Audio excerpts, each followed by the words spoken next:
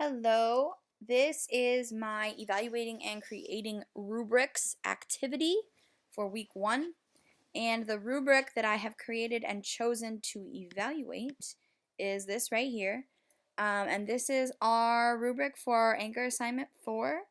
And it is going to be used to assess students' ability to use dramatic analysis. And the reason we're testing that out is because we're going to be asking them to use dramatic analysis in a compare and contrast essay that they're going to write based on the book The Giver. And so you can see here I have these criteria. Here, the criteria is the dramatic analysis, and it's level 0 through 4. And a 0 is that they didn't turn in anything. And to clarify, I don't actually assign a 0 in the grade book, it just stays empty.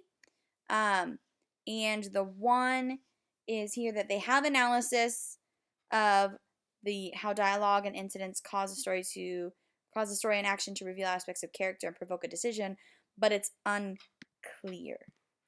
In number 2, they have that analysis, but it's minimal. In number 3, they have some analysis. And in number 4, it's a thoughtful analysis. And that is how we have differentiated between the levels. So we're going to look at this using the rubric for rubrics in the classroom assessment for student learning, doing it right, using it well book. And that can be found on page 242 through 244.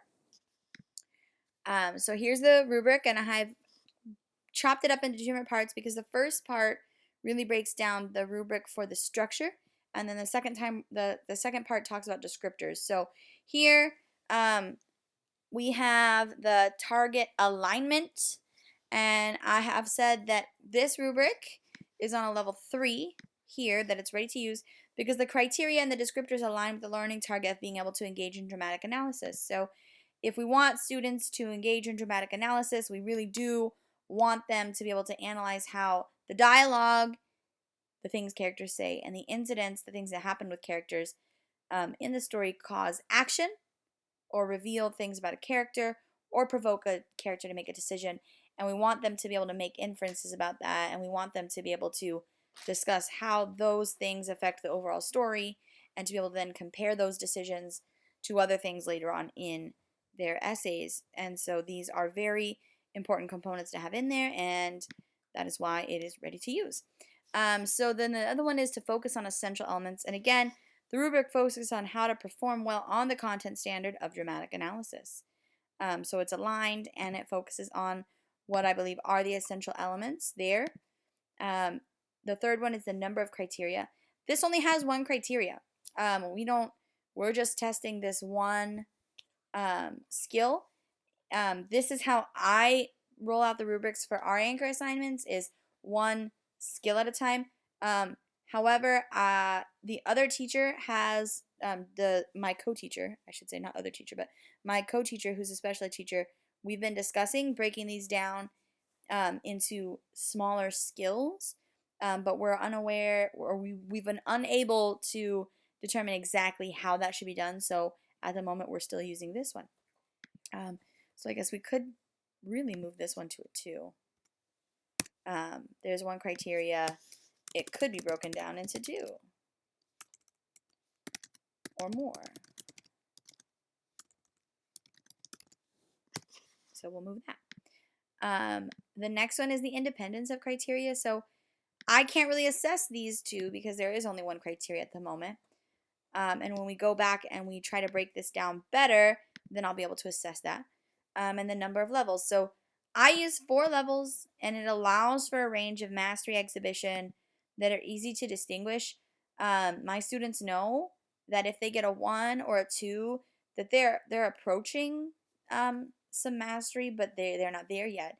And we use similar language to what you would see on like the LPAC. So we have like emerging, bridging, and then over here we have mastery, and then we have I think proficient or exceptional or something along those lines. I have to go look it up. So we know that if we get in this column and if we get in this column, there's really a lot of work that we still need to be doing. And we spend a lot of time in a feedback loop if the students are working in this area here. And so I'll have students, if they get 1s and 2s on skills, they might turn in something like up to like 6 or 7 times in order to get the information needed and the practice needed to then finally get into the 3 and 4 category, which is where we want them. We want them in grade level or above grade level. So that's how this works. And again, 0 is just you didn't turn in anything to me, so I can't assess it. So a 0, not in that you get 0 points in your grade book, or a 0 as in you got an actual mark, but 0 as in there is no rating, and that's empty in the grade book. So moving on to the rubric for descriptors. So we have kinds of detail, content of levels, and formative usefulness. I rated this as a 2 on kinds of detail. It needs some revision. The term thoughtful is vague and it's subjective. And so to be able to tell like unclear analysis, minimal analysis, some analysis, and thoughtful analysis, while for me as an adult, it differentiates it, saying like, oh yeah, this is really different. And I'm able to look at that and say, oh yeah, well, this is unclear. It's not language that's going to tell my students why. And so we need to work on not just saying it's unclear, but being able to pinpoint for students what unclear means and what clear looks like. And I don't know if that's work to be done in the actual rubric itself, so changing these words here, or if that's work to be done later when we show off an exemplar, or if that's work to be done in the feedback loop when we're telling them what unclear means and giving them pointed feedback, and provoking them with questions to try to make them arrive at something that's more clear. But this is definitely a place where work needs to be done. And then content of levels, I have level 3 because they are cohesive. There isn't something that's going to show up in 3 that wasn't addressed in 2 and isn't addressed in 4. And so they do absolutely build on each other. However, as I said, in kinds of detail, the way they're built on each other is a bit vague and open to interpretation, so that needs to be worked on. But the content levels do build on each other, so in that sense, it's ready to go.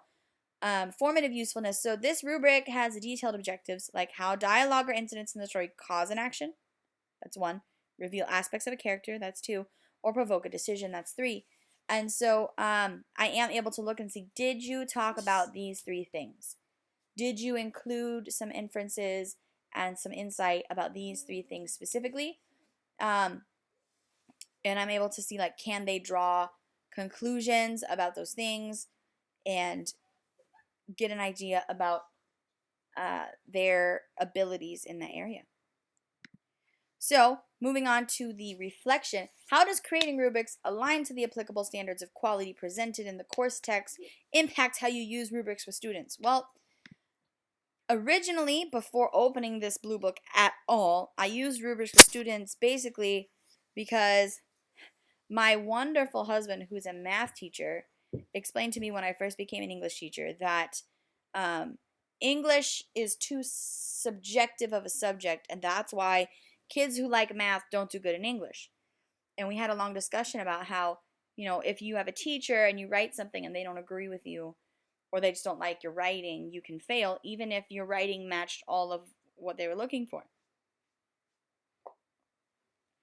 So using rubrics has been my way to combat how subjective English can be seen and interpreted. And so I've used rubrics to try to keep myself accountable. Am I grading all students' work on the same criteria? Upon opening the blue book, I started looking at rubrics as something for students to use and not just for me. So now it's not just something that I'm using to grade, right, that I'm using for me, but it's something that students get to see before they even start to do the assignment. It's part of our teaching. It's saying, here's what you're going to learn. And that's been really effective because I don't have the question of like, why are we learning this, right? And I think that's a question that all teachers really don't like to hear. Like, when are we ever going to use this? Or why do we have to learn this? And when I give them a rubric and they have it, They don't ask that question because they already know the answer. When are we going to use this? When we do this assignment that you're going to be graded on. Why do I have to learn this? So that you can get a 3 or a 4 on this assignment and show me that you know what you're doing. And I think it points them in the direction of success. And with the population that I work with specifically, that's been a really great tool to have because I have students, so I co-teach, and so most of the 8th graders that are in, actually all of the 8th grade special education students have me as their English teacher.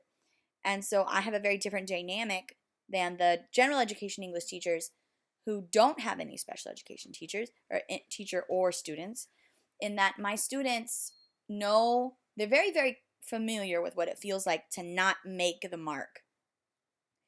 And they're very familiar with what it feels like to not know how to do something or not feel successful.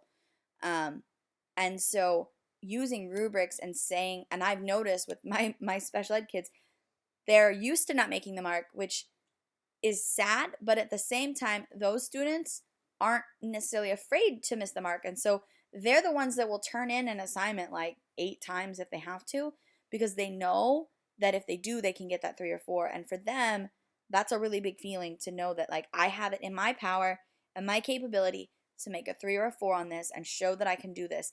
And the reason they have that power and that capability is because they have this document that tells them how to get there. So knowing that just handing them this document makes them feel like they have the power to own their own learning and own their own grade and get the marks they want is something that I don't think I'm ever going to take away now. Like, this is a forever thing. We're going to teach with rubrics, from now on, because knowing how that affects them, I don't want to take that out of their hands. And then it's really lined us up really nicely for being able to do standards-based grading, because we use a standard here, and how are they working? How are they doing? How have they mastered this standard? And that makes it easy in the grade book, and then I can communicate to parents, especially at IEP meetings or parent conferences. Here is exactly what standards your student is meeting. Here is exactly what standards your student is not. When I get feedback forms asking me like, what areas of academics is this student doing really well in, and what are their areas of need? A lot of teachers have to go back and like pull writing samples and like reread assignments and say like, oh, really? I don't really know what they do good at. I know that they have a D, but I don't know why, because everything's just thrown together in a big mishmash pile of points, and whatever number the grade book pops out is what grade they get. And I don't do that anymore, which is great because I can look at my grade book and I can say, hey, they got a 4 on dramatic analysis. They have no problems here, but they got a 2 on collaborative conversation. So they're great on paper, but they struggle to have real academic conversations. And so maybe this might indicate that the student needs more time to think through stuff before they can, explain themselves. So maybe we need to look at that. Maybe we need to work on that. And I have clear data that points me exactly where I need to look for, the strengths and the weaknesses. And that's been fantastic. So that's really how looking at the standards of quality for these rubrics has affected me and how I use these rubrics with students, because it's not just for me anymore. Looking at the standards, they're really asking like, how are you using this with kids? And how are you designing this to impact students? So it's shifted my entire focus from how am I using this to grade to how am I using this for students to learn. And again, that's how it should be, because like we're looking at assessments for learning, right? Not assessments of learning. So it's flipped it. Now I don't use rubrics to assess learning. I use rubrics to help learning. And then what are my challenges writing rubrics based on the standards of quality? For me, I am really like I'm a wordsmith, right? This is difficult for me to write rubrics in a way that is really like accessible for students. Like I believe it was at our last Zoom meeting where I said, oh gosh, what did I say? That we needed Socratic provocation. And so that's not unusual for me to spout out words like that, and I can sound a bit pretentious, and I have a bad habit of making rubrics that function similarly. And my co-teacher is an absolute wonder, because she will read through the things that I've written for kids and go, what in the world do you think they're going to think when they read this, and how are they going to understand what you're saying, because these kids are at a third grade reading level and you're giving them like post-college vocabulary words, which makes me feel a little silly, but it's important, and I'm really glad to have her because she is such a useful tool to be able to rely on, to look at that from a student's perspective. So that's my biggest challenge in writing rubrics, is making it so that it's something that the kids understand. And I might be like, wow, this is really succinct and all these words are perfectly chosen, but if if it means nothing to them, then none of that matters. And I struggled with the very last assignment that I did. What I found out was that I need to make a student-facing rubric, and I'm still struggling with that. Like, how do I put thoughtful analysis of how dialogue or incidents in the story cause action, reveal aspects of a character, or provoke a decision? How do I put that in student-friendly language? Like, provoke. Like, I can't, sitting here, I can't think, like, what would provoke mean in like third grade level language? So that's my big hang up that I'm still struggling with. And how can I best resolve the challenges? Honestly, the growth that I've seen myself making in this area, again, is mostly just having that conversation with my co-teacher, having that conversation with other teachers who do put things in student-friendly language. My co-teacher, again, she's a special education teacher, so she has so much experience with like scaffolding and working in, these kind of supports, that she's great at this. But then my partner teacher, he is the same way. He's in his credential program, they made everything in student-facing language. So everything he does is really like simplified and put into words that students can relate to and understand. So he's been great with that too. And just kind of learning from them is so far my best way to resolve the challenges. And I guess practice. Try it, see if it works. If it doesn't, try it again until I can find a way that I'm getting the results that I want from students, and I'm not having to verbally re-explain my rubric over and over again because they say, what exactly is incidents cause action, or reveals aspects of a character? What are aspects? So even looking at this now, I'm going, we still need to make this student facing. So overall, this blue book has been wonderful and transformative to my practice in evaluating rubrics, in creating rubrics, and using rubrics, and in the creating rubrics and using rubrics for feedback and for grading. And it's transformed my practices in both areas, in that I can provide a feedback loop that students know what to expect and know what they're trying to do, use that rubric in order to make choices about how to write it. They know that when I give them feedback, it's going to be around what that rubric wants. So they're looking to that rubric for their feedback and to understand their feedback, and then they're using it to act on the feedback, and that's been fantastic. And the rubrics have also helped me so much with grading, in moving towards standards-based grading that's going to give me real actionable data and have meaningful conversations with parents and students and all the stakeholders. And this, oh my gosh, this assessment for learning book has been the best text that we've read in the whole master's program so far. So thank you so much, and there's my evaluating and creating rubrics.